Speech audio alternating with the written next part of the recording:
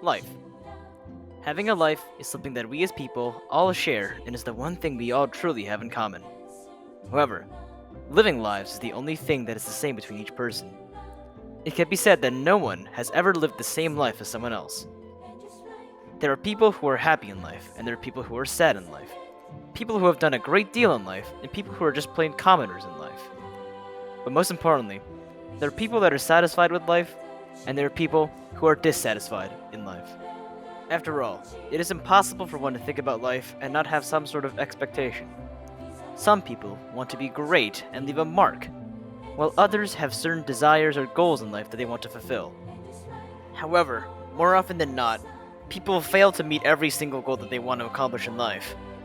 This is what causes people to become dissatisfied with their lives, when they fail to reach their expectations of life or their goals in life. However, what if we changed our perspective a bit? What if we stopped trying to strive towards unattainable goals and instead slow down a bit more in life? Would that leave us more fulfilled or less fulfilled in life? Hi, my name is Two Donuts, and I'm here to answer this question through a fairly obscure anime series known as Girls' Last Tour. If any of you have not seen Girls' Last Tour yet, I highly recommend you watch it first before coming back here, as there will be a couple spoilers, and this is a show that is best experienced blind.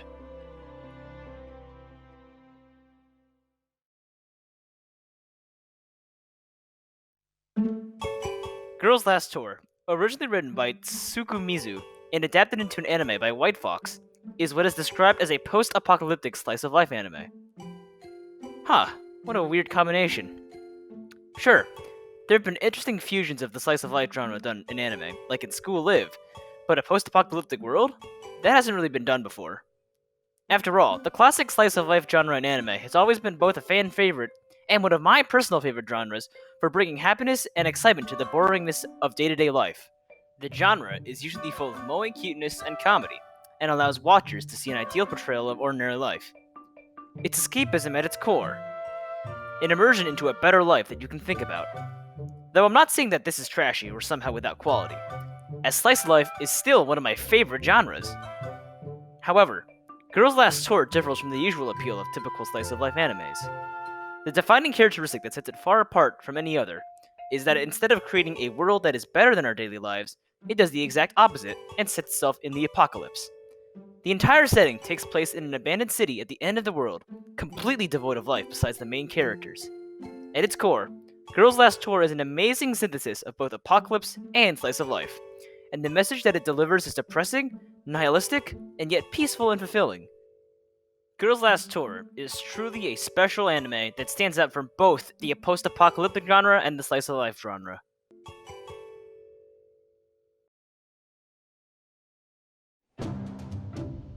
In most post-apocalyptic settings, Armageddon is not the end of the world. Rather, it just throws humanity a few rungs down the civilization ladder. Society is not completely destroyed by a cataclysmic event, or if it has been completely destroyed, remnants of humanity are usually able to find a way to make a comeback. I think the Fallout franchise is a perfect example of this. Despite a nuclear war that kills most of the world's population, and a huge amount of mutated creatures as a side effect, civilization still exists. Towns like Shady Sands or Diamond City show that there is still hope for humanity, and a common theme of the games or the genre as a whole is the idea that there is hope and that things can be rebuilt. However, Girls' Last Tour has none of that at all. The city and world that our main characters, Chito and Yuri, live in is beyond saving and they can do nothing to help it. Rather than being based on healing a damaged world, Girls' Last Tour is about accepting hopelessness and finding a way to live and be happy in it. The absence of hope for humanity is seen everywhere in Girls' Last Tour, from the loneliness of the setting to the monochrome color of the buildings. However, the most obvious way that this show tears down any idea of hope is through the few side characters that Chito and Yuri do meet. Only two other humans show up in the show, both attempting to make something larger than life and longer lasting than them, and they both fail miserably. Both Kanazawa and Ishii dedicate their lives to a greater purpose, and both end up having their creations destroyed. After a very tense first encounter involving explosions and an entire building collapsing, the girls meet another lone explorer, Kanazawa. Despite almost shooting him after meeting him, Chito and Yuri warm up to him and give him a ride to the next floor. Kanazawa is a man dedicated to his life's work, a map of their current floor in this vast multi-story city. To Kanazawa, his life's purpose is to map the entire city, with an attachment to the maps that he puts with the same value on his own life. He possesses something that can outlive him, and something that is complex and civilized and a hope for a better world. Using it, they locate a refueling station and even an elevator to a higher level of the city, where the girls hope they might find other people or more supplies. Even Kanazawa's mere existence proves that other people may exist in this lone city after all, and that there is hope. However, things take an absolute turn for the worse after a wire fails on the elevator trip to the next floor, and Kanazawa's bag containing all his maps falls, and his papers scatter with the wind. After watching his life's work disappear right in front of his eyes, Kanazawa has nothing to say other than to let him fall with it. To him, his purpose for living has been thrown out, any hope that he has been thrown out, and his will to live has been thrown out. The show takes Kanazawa, a figure of hope, and tears him down to show the futility of this world. Of course, Chidu and Yuri would never comply with such an action, and they hoist him back up. After this, though, Kanazawa quickly falls into depression, and although the group still manages to make it to the top in one piece, things are not looking good for Kanazawa, as his life's purpose has been stripped away from him. However, after seeing the illuminating city come to life before him, Yuri says to Kanazawa that he doesn't need a reason, like making a map, to keep on living and enjoying life, and she even hands him a little tasty snack as well. Strangely, even after losing everything, Kanazawa is no longer depressed. Even when driven to his absolute lowest point in life, he still gets back up and carries on living, and makes up his mind to make another map. Surprisingly, in his deepest despair, Kanazawa was still able to find peace, and even happiness.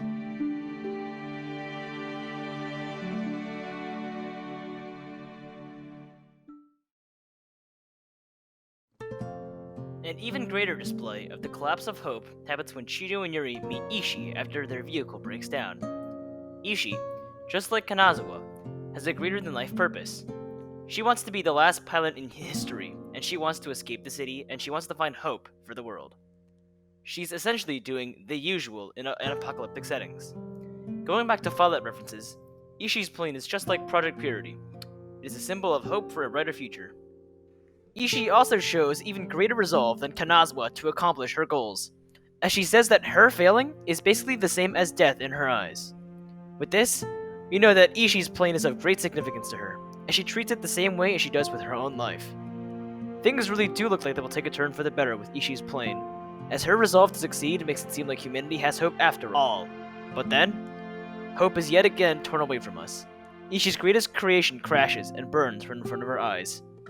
Yet, when it crashes, Ishii is seen smiling, and she feels relieved. These two scenes, and also the entire show, paint a quite nihilistic and depressing message. In the end, everything will come to an end, and only despair awaits at the end of everything. Life, in the end, is completely meaningless. However, the two scenes also say this: despair, hopelessness, and failure does not make life not worth living. After Kanazawa loses his map, and Ishii crashes her plane, both of them have basically lost all hope, as their life work has been stolen from them, and their grand purpose of being has been stripped of them. However, both still find happiness and even peace in their failure.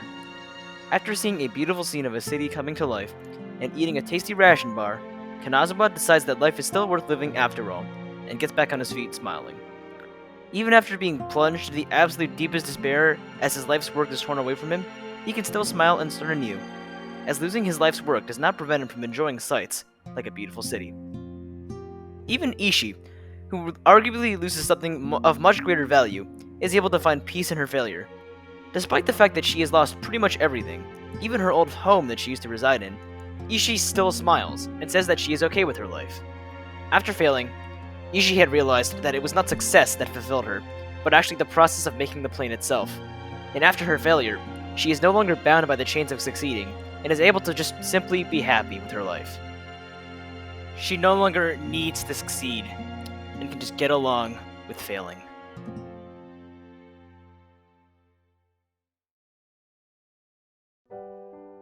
The peace and happiness that both Kanazawa and Ishii find in their failures show that we as people do not need some sort of great deed that we must fulfill to keep us going in life. After all, if the only thing you think about in life is success, you are not going to be fulfilled in life, as everyone is bound to fail at least once, and many never even make it to what they deem as successful.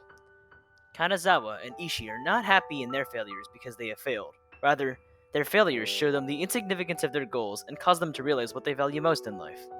For Kanazawa, the food Yuri gives him and the beautiful cityscape in front of him reminds him that it was making the map and seeing the city around him that drove him in life, and not the actual completion of it.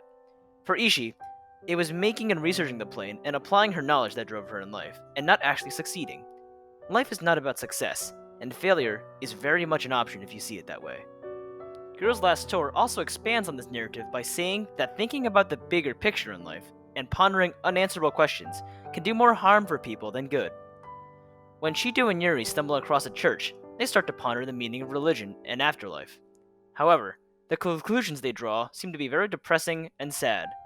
They see religion as a mere fabrication, and the afterlife to be just nothingness.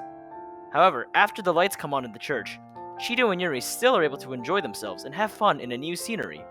To us, it is strange how these two girls can live so carefree when they have just deduced that they will find no salvation, not even in their death. But then, you realize the reason why they are not so disturbed by this is because they do not care. Instead, Shido and Yuri are focused on their current lives, and specifically, are concerned with enjoying their lives to the fullest.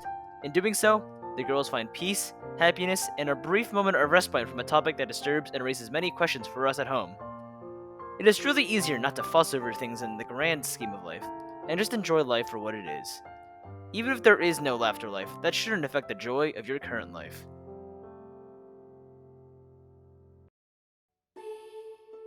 Shido and Yuri themselves also show the importance of actually achieving a goal.